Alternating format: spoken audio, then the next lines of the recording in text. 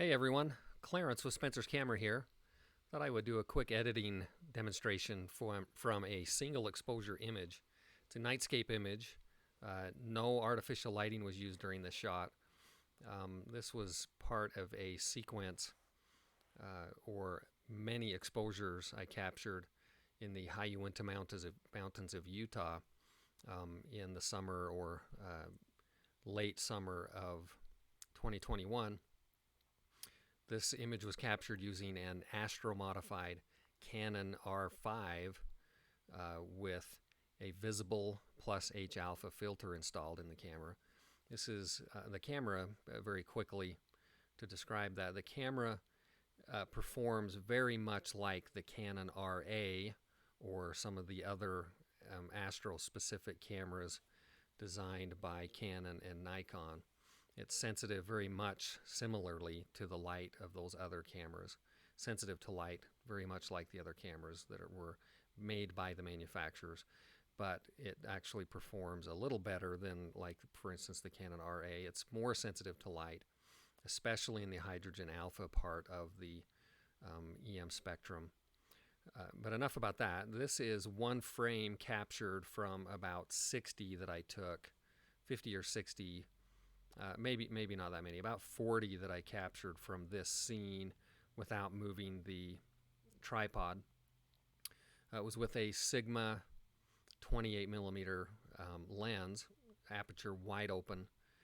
ISO was approximately, I believe, 3200 ISO. Actually, no, sorry, 6400 ISO. Shot at f1.4, as you can see over here. Excuse me. But just a quick edit. This is the raw file. I just dragged it over, dropped it into Photoshop. It opens Adobe Camera Raw. And it's very similar, if not almost identical, to Lightroom, except it just, Camera Raw doesn't include the basic cataloging features that Lightroom does and exporting features. Basically, when you're done making your preliminary edits here in Camera Raw, you click open and it will open it into Photoshop. And then the power of that is, of course, Photoshop is extremely powerful, much more powerful, and has a lot more control than Lightroom. So I prefer to use Camera Raw for that reason. But this is a raw file. The white balance is not perfect. I chose that on purpose so that we could demonstrate briefly how to correct the color temperature in an image very quickly. And it's a constant refinement process. When I start editing an image from the beginning all the way to where I feel it is complete, I refine the color temperature from time to time to a little different. It's usually different from the beginning clear to the end, just to come up to my liking for the final result. But basically, this image has not the ideal colored balance, temperature and tint balance for what I'm looking for. One easy way to do this, or fairly simple way, you can see it's the as shot color temperature as it's listed here, but it still wasn't ideal. So in order to correct that, you can obviously grab your sliders and start moving things around to get it, closer to where you like it. And that's, pretty easy to do it. But a little better way for me is I bring up my vibrance and saturation dramatically just to reveal all of that color that's in the image so that I can balance it. And I use the word balance. You can see when I move this tint, you get much more magenta or too much green. I try to get it somewhere in the middle, something like that. And then temperature, same thing. You don't want to be too blue or too red. So I'll get somewhere in the middle. Then I'll bring the vibrance and saturation back down near zero. Now, obviously, in the end, I'm going to probably bring up my vibrance. I don't play with saturation too much because it's not, it tends to cause more problems than just increasing vibrance. Or I will attack certain specific color ranges towards the end of my editing process to bring out the colors better. Or more to my liking. And again, I have mentioned in previous videos and in classes that I prefer to keep things artistic.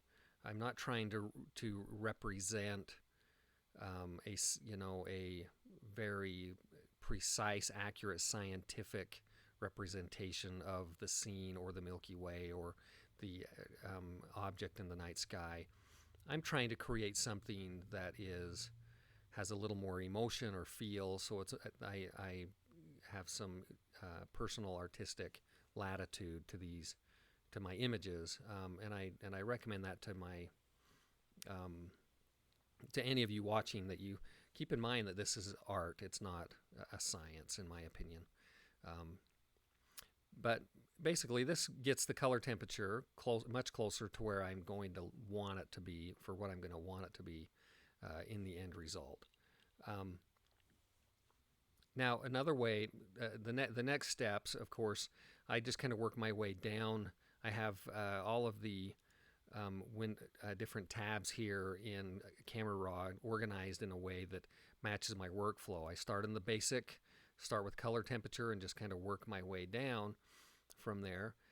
Exposure, I think, looks decent, and we will refine that a little more later in the process. But in order just to get the image into Photoshop where the true power is, I'll make a few basic edits. I want to bring up the shadows a little bit. That helps the foreground balance a touch.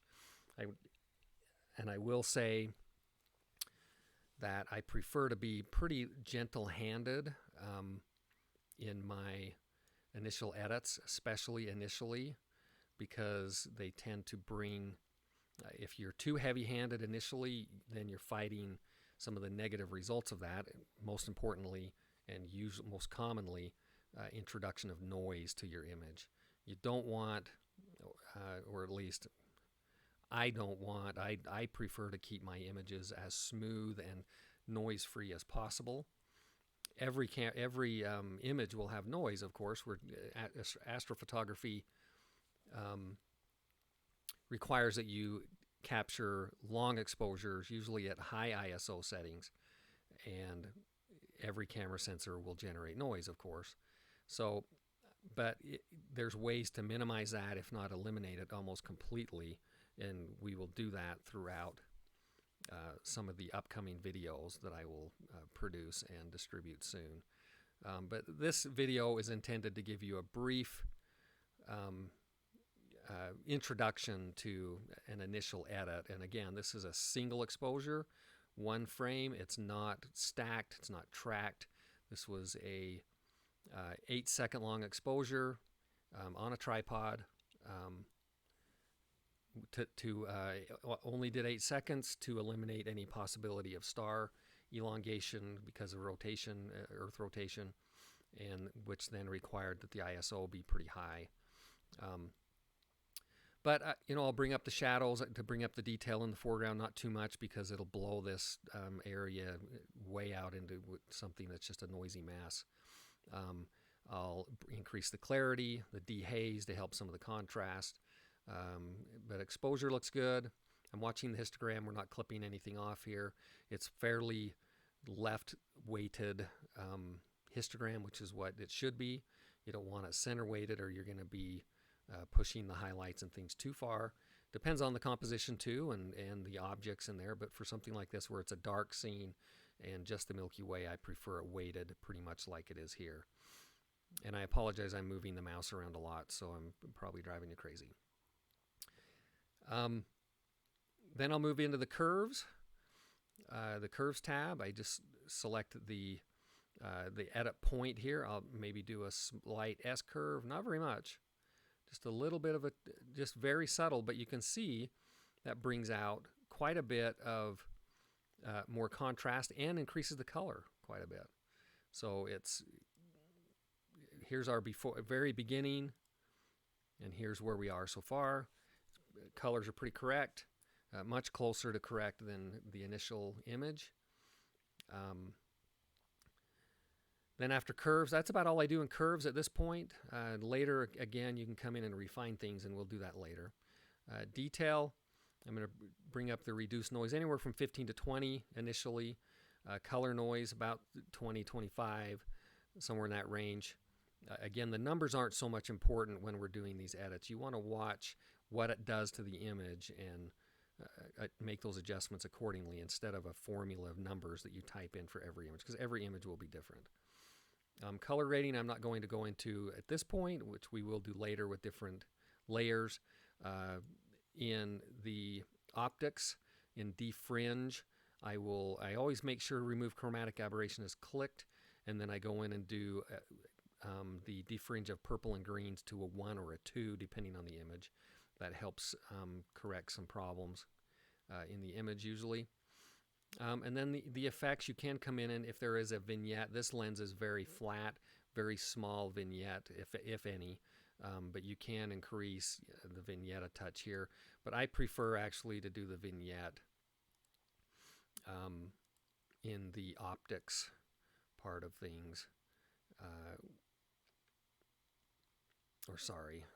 You can go into optics, into manual, and fix any vignetting that is here.